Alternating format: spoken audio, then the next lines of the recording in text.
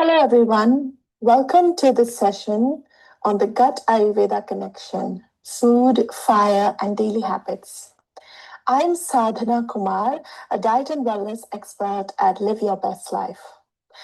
Now, over the past few years, gut health has become a hot topic with everything from probiotic snacks to pills to prebiotic shots to fiber focused eating routines and fat diets getting a lot of mainstream attention.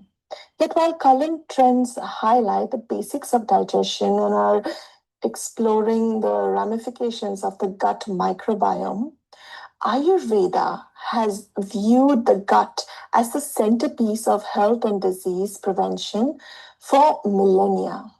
The gut in Ayurveda houses something fundamental to your health, to recovery, to longevity, and to everything really that defines healthy living. But we'll come to that in just a bit. According to Ayurveda, true health relies on keeping the three doshas or bioenergies, the vata, pitta, and kapha, in harmony as each governs digestive processes like nutrient uptake, metabolism, absorption, and elimination.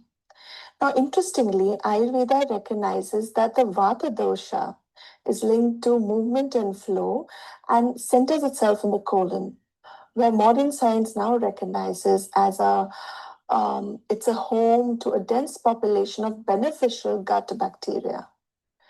This timeless knowledge connects the dots between diet, gut function, and overall balance, providing you with a more personalized and preventive approach. So, before you reach out to that new gut booster pill or a probiotic shot off the shelves, listen to this. So, why is your gut so important? The gut is vital because it serves as the foundation of overall health, influencing your digestion, immunity, mood, and disease prevention. In Ayurveda, the gut's balance is managed by something called Agni, the digestive strength, which is essential for breaking down foods, absorbing nutrients, and preventing toxins. Now, we'll get into Agni in a bit. Now, through um, the gut and emotions are intimately linked, as imbalances in gut health can lead to mental disturbances and vice versa. Even anxiety and depression. And a strong digestion supports emotional clarity and calmness. The classical Ayurvedic physicians say, Agni Moolam Balam Pumsam Balam Moolam Hi Jivatam. Strength and resilience, it's directly dependent on Agni or digestion. And this strength, which is your immunity, is life. The gut communicates directly with the brain, meaning that gut health profoundly affects your mental well being. Ahar Shuddha Sattva Shuddhi, another tenet from Ayurveda, says from the purity of food follows the purity of the inner nature and mind. Let's talk a bit about the digester versus the food digested. Now, Ayurveda teaches us a profound truth. It's not just what we eat, but who is eating that food that matters most. We often focus on superfoods, diets, organic ingredients, and on our plate. We count calories, we count nutrients, but Ayurveda constantly reminds us that your Agni, your digestive fire, and you are the real star of the show. Because even the healthiest food won't serve you well if your digestion is weak. Digestion, nutrition, and wellness are deeply personal things because the same food affects different people in different ways. Now, why is this digester more important than food? Because weak digestive capacity turns food, even healthy food, into toxins known as ama, while strong Agni transforms even simple meals into energy, clarity, and vitality. It's like even if you use top grade fuel, if the engine isn't of top quality, the machine is just not going to work. Signs of healthy digestion and metabolism include a good appetite, a clear mind, no brain fog, regular digestion, and vibrant energy and regular elimination. When this is impaired, you feel heavy, tired, mentally foggy after eating, paving the way for disease. So instead of asking, is this food healthy? Start asking, can I digest this well? That shift empowers you to honor your body's unique needs, embrace mindful eating, and nurture your inner fire to recover from your gut health issues or to prevent them. What is Agni? Agni is the digestive strength, the key to gut health in Ayurveda, and you'll hear a lot about this. It's the force that transforms food into energy, nourishment, and vitality at every level. Modern science talks about gut health, microbiome, dysbiosis, probiotics, digestion.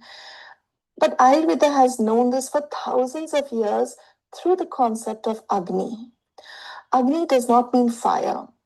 In Sanskrit, the term Agni means that which transforms. So it's not just a metaphor for digestion or enzymes or stomach acid or the digestive juices, although it is often compared with these. Agni is a far, far larger principle. It's the fire of life itself, the subtle force of transformation that operates on every layer of our being, not just the gut. It's how we process things, not just food, but it digests thoughts, emotions, as much as it would digest a meal. Our experiences, our thoughts, everything taken through the five senses: sound, sights, taste, smell, and touch.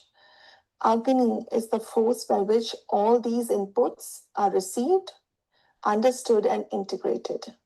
And when that happens correctly, we feel well. Wellness gives us the opportunity to live fully, to pursue our goals with clear energy, undisturbed by the pull of ill health. That's why Agni is so important. Agni is everything from the strength in our bones to the light in our eyes to the luster of our skin, clarity of our mind, from the mitochondria generating energy inside a cell to complex neural pathways of cognition, from assimilation of nutrients at tissue levels to the luster of the skin. Agni is everywhere. It's the alchemy that converts raw inputs into usable energy, strength, and vitality. That's why the classical Ayurveda physicians say, Rogaha sarvepi mandagno. All diseases stem from poor Agni. When Agni burns, life flows with vitality, and when it wanes, both the body and mind become burdened. Now, yes, Agni in the most common context is the Agni in the gut, your digestive capacity. And it's ever changing. This is important. So when you meal prep for an entire week, it may not match your Agni of the day. On Monday, your Agni may be great and you can digest what you made. But on Friday, it may be dull and the meal you had planned for may not be digested the same way. Agni also changes from person to person. So you may wonder how you had the exact same meals as your partner or family, but they don't have the gut issues that you do. Or maybe they have something else. Gut issues are usually due to a weakened Agni, from bloating to heartburn to heaviness to IBS, constipation, diarrhea, or inflammatory diseases. Gut of the gut, Agni is the first thing that you have to address. How do we do that? How do you nurture your Agni? Now, Ayurveda outlines very simple diet and lifestyle changes to nurture your Agni every single day, even when you are healthy. But gut issues may also need the right medication, and you can nurture your Agni with mindfulness, with stress relief, and by inculcating a happier sense of living. But here's a few things that you could start with today. Eat only when truly hungry. Practice mindful eating, tune in and chew your food well. Avoid iced cold drinks and eat warm, freshly prepared food as diverse as possible and mostly plant based. Avoid overeating, eating when you're not really hungry or when you're feeling indigestion, processed foods. Avoid them as much as possible, and unnecessary antibiotics as well. Practice mindful eating. Focus on your portion size and meal timings that are suited to your unique needs. And definitely choose foods suited to your body and the current season as well. You can support your digestion with warm water, spices, and warm herbal teas. But most importantly, show gratitude for every meal. Now, I mentioned warm foods. Ayurveda teaches us that warm water, warm foods, and drinks support Agni, while cold and iced or frozen foods actually suppress Agni. And here's something you need to understand: cold and cooling are two distinct concepts in Ayurveda. Cold is cold in temperature or cold to the touch, which can include foods that feel cold but may be heating or acidic in effect. For example, our sodas and colas, frozen food, energy drinks. Cooling refers to shita, which is an inner effect of calming or reducing heat and inflammation in the body. For example, coriander tea. These can be cooling even if consumed warm. A simple coriander seed tea is cooling even when it's served hot, while a cold iced soda may be just cold in temperature, but it's heating in the gut.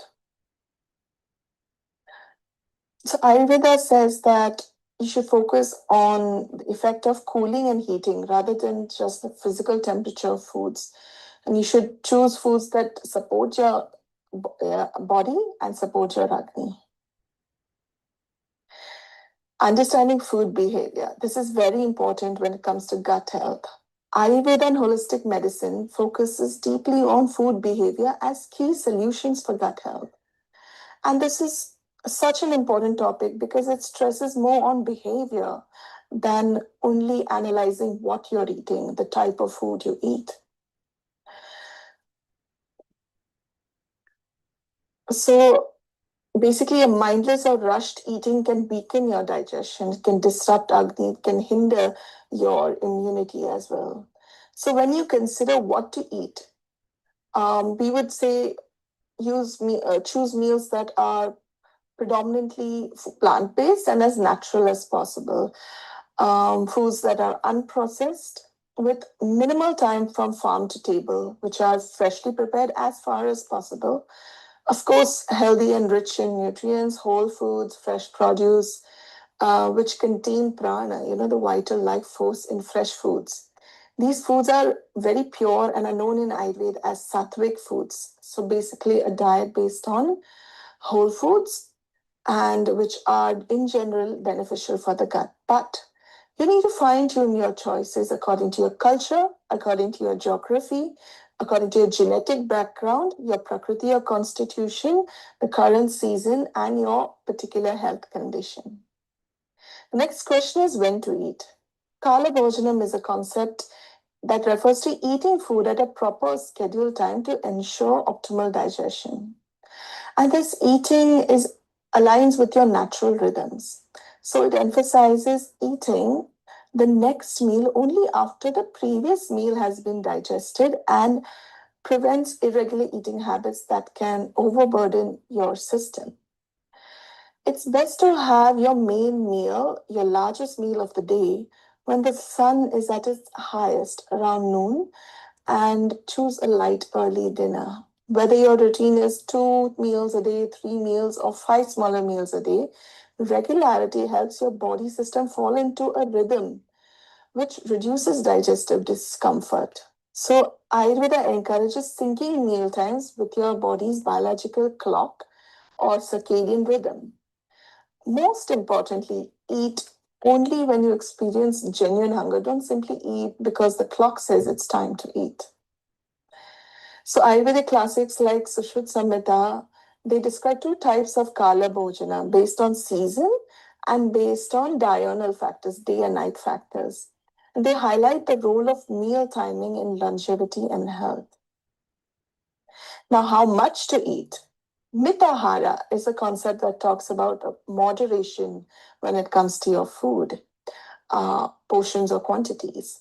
And Ayurveda encourages you to eat until you feel about three-fourths of the way full or satiated. Just about full, but not over full. If you feel like you need to loosen your belt or a button, or if you feel heavy or difficult to breathe or move, then you've overdone it. You should just feel happy, satiated, pleasantly full after a meal, but not heavy, lethargic, or uneasy. Now, portion sizes also change according to each person. Your Agni strength at that moment, on that day, and some other factors too. There's another rule, the 80-20 rule, or the 80% rule, which is most accurately represented by the Japanese concept of hara hachibu, which means to eat until you are about 80% full. The empty stomach space is crucial to it's a crucial component of mindful eating. It gives your food space to move around. It gives the doshas like vata and pitta dosha space to conduct the function of digestion. And lastly, how to eat. It's best explained by the rules of Ahar Vidhi Vidhana. This comes from the classic text, the Charaka Samhita, which talks about taste, textures, mindfulness, combinations, and other food habits.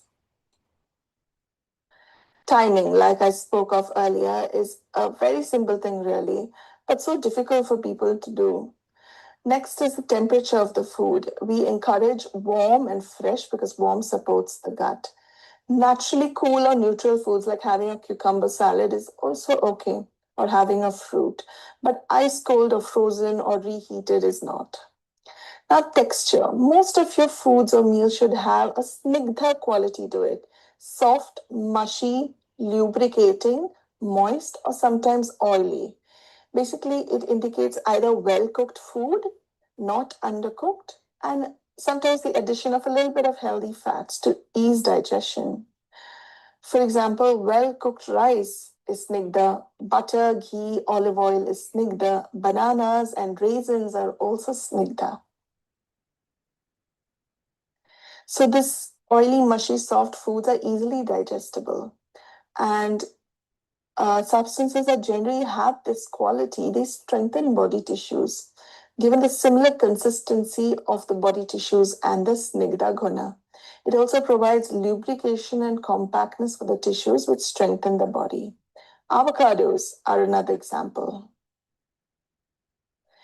Another point is to avoid incompatible food combinations like fish and milk, fish and fruit, because they overburden the Agni. Also, keep your meals simple. Do not have too many things at once, too many ingredients at once, like we would often do in a buffet or a party. The digestive system processes different ingredients with different methods and at different paces. So, when you eat like 50 different ingredients at once, it may overburden the system, again affecting digestion. Particularly important if you already have some gut health issues. Next is settings. Settings are so important. A person should have a pleasant dining setup, something they like, comfortable space to sit. Take time to set the table with cutlery that you like, maybe some good music, but avoid distractions like screens of television or a phone. Also, always sit down and eat. Eating while standing or eating on the go, it just doesn't help your food digest well. Now, habits. Ayurveda says talking too much or laughing a lot while eating is not encouraged. Because sometimes perhaps you may choke on the food or you may be too distracted to chew your food while you may tend to overeat. You may lose your self awareness of what you're eating and how much. Also, consider the season and where you live as a factor for deciding your meals. And lastly, an attitude of gratitude is perhaps the most important habit of all. Be mindful while eating. Be thankful for the food on your plate and the hands that made them, and each and every day of health that you have. So being present while eating, no screens, no rush, it helps the energy of your food truly nourish the body, mind, and senses. Pause between bites, savor the flavors and texture. You may choose the most nutrient rich meal, but if you ignore food behavior, those nutrients will not translate into quality dhatus. Dhatus are tissues of the body. And we're all guilty of this sometimes, eating on the run, distracted, skipping a meal because we have a meeting. But it shows up as sluggishness, as bloating, as brain fog. The bottom line here is simple, mindful eating habits builds stronger gut health meal by meal.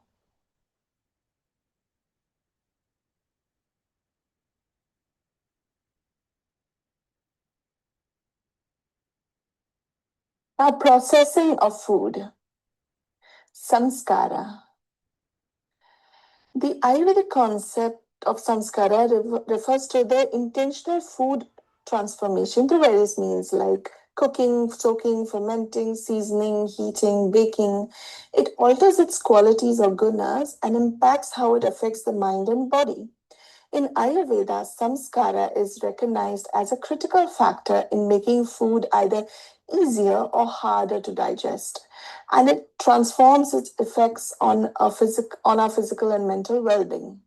You can think of samskara as the ancient equivalent of food sciences processing, with a goal of not just safety or shelf life, but optimizing health and mind effects. Ayurveda views processed foods, canned, fried, and ultra processed foods as mostly increasing tamas and rajas, which are doshas of the mind, often linked to poor gut health, low energy, and higher disease risk. Whereas whole fresh foods cooked simply, like steamed or boiled, homemade soups, salads, are preferred to support digestion and maintain vitality. Processed snacks, ready to eat meals should be minimized. Now, there are various different processing methods. This is, in fact, a very big topic of discussion in Ayurveda. But overall, it includes everything like roasting, boiling, braising, charring, and so on. And each method changes food the way it impacts our bodies and minds. It's quite interesting to study the chemistry and the Ayurvedic logic behind how these methods actually work. Now, the same ingredient processed in different ways can be heavy or light to digest, nourishing or aggravating.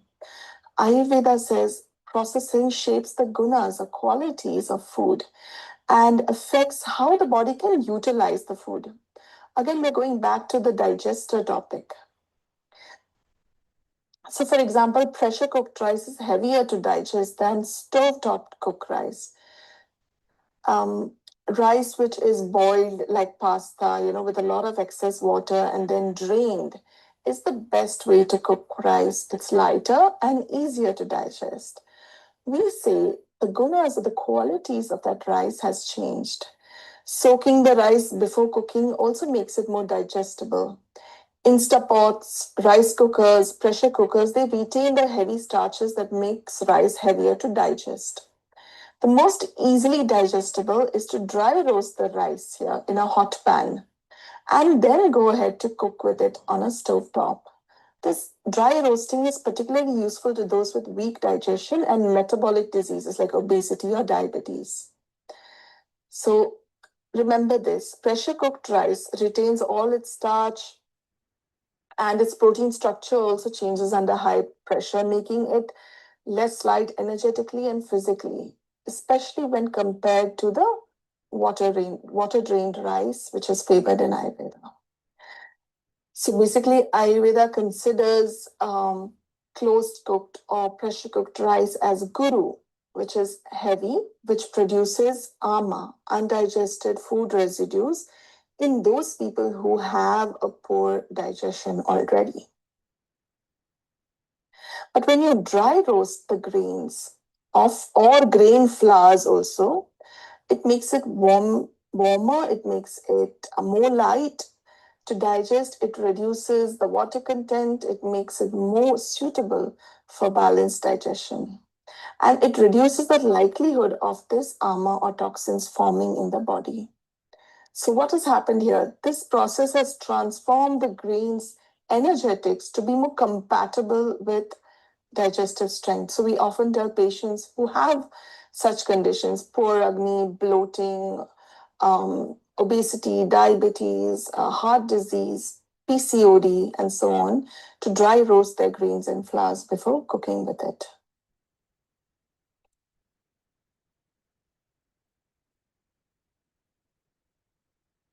So, this dry roasting of grains and grain flours, like all purpose flour, it helps break down complex starches and proteins, which makes it easier for the digestive enzymes to process. It also reduces anti nutrients like phytic acid and enzyme inhibitors that can cause bloating. And it also improves nutrient availability as well. Remember, here we aren't talking of calories, nutrients, micronutrients. There may be no caloric difference. We are talking about digestibility, the way the digester, the body, processes this food and how much effort it takes to digest. That effort can be greatly reduced with the right kind of samskara or processing. So it's a very important part of Ayurvedic diet counseling and diet recommendations. Now let's talk about lifestyle for gut health. Gut health is a very broad topic. There may be so many health conditions ranging from mild symptoms to full blown syndromes. But sometimes the simplest of lifestyle changes go a long, long way in resolving your gut issues and also preventing them. At Live Your Best Life, the experts of diet and lifestyle will explore and discuss your current lifestyle with you and design modifications for your health condition to meet you where you are at. The basic things to keep in mind are firstly, timing. The number of meals that you're having a day. It can be different to address a different health condition, but the idea is to set a routine. Your body thrives when it's set in a routine. Practice eating your largest meal when the sun is high around noon. Walk 100 steps after each meal. This is called a Shatapavali in Ayurveda, and it's highly recommended again to improve digestion. Wake up early to set your body clock, preferably between 5 to 7 a.m. That also means you must go to bed early and have a light dinner. Incorporate movement into your routine. This is especially important in the early morning, not only to wake your body up to give you a burst of energy, but also help you have a good and easy bowel movement in the morning. Any kind of movement, it could be yoga, asanas like malasana, it could be simple stretching, and throughout the day as well. Movement helps a lot with gut motility and digestion, not just in the morning, but throughout the day. Get moving. If you're sitting for longer than 6 to 8 hours a day, or if you have a desk job, movement is something you need to add, no matter what gut issue you're suffering from. Fasting also helps, particularly when your Agni or digestion is weak, when you're facing indigestion of any sort, IBS, nausea, vomiting. There are certain types of fasting which should be done under guidance that could actually help you rekindle this digestive fire. Always remember to adjust gradually and find out what works for you. Now, another important thing that Ayurveda focuses particularly and uniquely on are natural urges. They're called as Vegas or Adharaniya Vegas, and they are body's way of signaling that something needs attention. These urges should never be suppressed or habitually postponed because doing so can lead to toxin buildup and disturb the balance of your gut microbiome, particularly those urges of peeing or passing wind or having a bowel movement. Hunger, sleep, thirst, sneezing, coughing are also important natural urges that should be heeded as and when they come. So the idea here is like if you hold in your pee or hold in your urge to pass a bowel moment, very often you make a habit out of it. then it can cause a problem. Maybe one time may not make a difference, but habitual suppression alters the body's physiology. It alters the body's habit to cause disease. There are people who very often hold in their pee or the urge to poop or pass a bowel movement because they're busy at work or because their schedule doesn't allow for it. And apart from the momentary discomfort and pain, it can lead to other issues as well, like long term constipation. Holding in your pee can lead to incontinence. So, honoring these natural signals helps maintain a healthy digestive system and supports complete well being. Now, coming to bowel movements, keeping track of your bowel movements is a good way to keep tabs on your gut health, no matter what your health condition or symptom is. Now, this may seem like a topic you don't want to think of or even talk with your doctor. Or it may be something when you're asked about, you may routinely brush aside as, yep, it's fine, I have a good bowel movement. But it's such an important indicator of your gut well being. While everybody's bodies are different, most healthcare providers agree that having anywhere around 3 times a day to about 3 to 4 times a week can be considered healthy. Now, Ayurveda encourages setting your habits and routines in such a way that it enables you to have an easy, fuss-free bowel moment every single morning in the early morning, which is the best time because it's supported by the downward flowing force of the active bioenergy of Vata dosha. Now, how do you do this? First thing, you sleep early instead of sleeping late at night, and you wake early so your system is geared to go to the lavatory or the washroom early in the morning. This also helps if you have a light dinner and ensure that fiber is a part of that dinner. A glass of warm water first thing in the morning, after which you can have some kind of movement like stretching, moving, some yoga asanas. So get your gut awakened and activated. And throughout the day, have warm foods, healthy spices, a lot of fiber, stay well hydrated. Sometimes mild laxatives can also help, but you must always remember to choose natural foods first over popping a pill. Some fruits you can look at are prunes or soaked raisins that help. And one of the things that people talk about related to gut and bowel care nowadays are probiotics. Your gut is home to trillions of beneficial microbes, a vibrant inner garden that shapes digestion, immunity, mood, and your energy.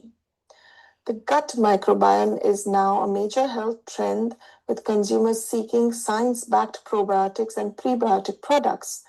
But the market is flooded with so many goods, some commercial, some with varying efficacy.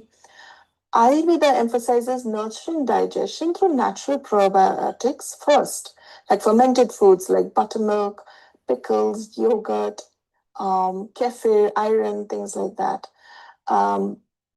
And balancing Agni for holistic gut health through good habits. So even the current trends show increasing consumer interest in these probiotic shots or pills. All of these may not be equally effective or suitable for everyone because gut microbiomes are also unique. Personalized approaches based on individual gut profiles are becoming more important nowadays to maximize benefits. In simple terms, a gut microbiome is a community of beneficial microbes living in your digestive tract, which helps keep the body healthy. When this balance is disrupted, a condition called dysbiosis happens. It means harmful bacteria may increase or beneficial microbes may be decreased, causing digestive and health issues. So maintaining a normal gut flora means a community of bacteria. Keeping this community very diverse and full of beneficial microbes that are useful for optimal gut health.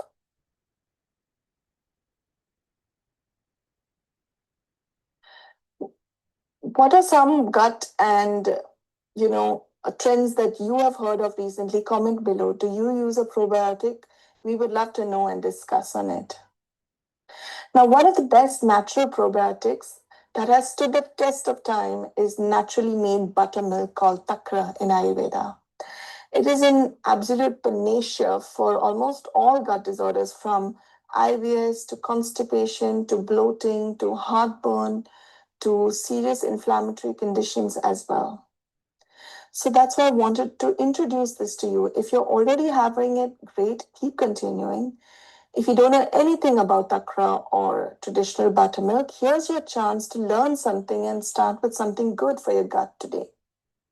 So, buttermilk or takra here, the one we're talking about, is made from naturally fermented milk, which is made into curds. Curds is different from yogurt. Curds is made from fermenting the milk naturally, and it's actually very super easy to make. It's not the same as store bought yogurt. The process of making this curd renders it more beneficial than store bought yogurt in terms of its action as a probiotic, as well as improving Agni and the dosha balance and the elimination of toxins. Buttermilk takra is often spiced up with carminative and digestive ingredients like cumin seeds, fennel seeds, coriander, rock salt or mineral salt, and carom seeds. Many of these seeds actually act as prebiotics as well. Comment takra below and we will send you the recipe to make takra from scratch and the recipe to make curds, not yogurt, in your home from scratch. I know that was so much information and it may seem like a lot, but Ayurvedic living is amazingly simple. At the heart of it is balance, joy, and your self awareness. And diet and lifestyle are the only lasting solutions to gut imbalances. If you want to be free of gut issues, break free from medicine dependency, from this is the only sustainable path. Sure, I mean, popping a pill seems easier, but changing habits, though difficult, is absolutely worth it. And nurturing your gut shouldn't be a trend or a one time thing. It requires daily effort, everyday care, and small, simple, seemingly generic lifestyle habits that make a lasting behavior change. Our bodies are very intelligent. They signal us when things go wrong. Gut diseases may start off with minor, seemingly everyday symptoms, maybe a little heaviness after eating food, gases in the gut, occasional bloating, or passing wind too often, smelly stools. Sometimes it's just gurgling or rumbling sounds in your tummy, or burping too often, or some kind of abdominal discomfort, changes in your bowel habit, or some never before food intolerances cropping up, or an unusually coated tongue, bad breath, low energy despite eating well. So it's important to listen to your body and make the right changes when these minor symptoms just start to occur in order to live freely, fully, and live your best life. If you have any gut issues, consult an expert in one of our tailored plans for you after you download the Live Your Best Life app. Leave your questions, queries, and comments below, and we'll answer them. Let's get into a conversation. I am Sadhana, a diet and wellness expert at Live Your Best Life, signing off. Thank you so much for joining.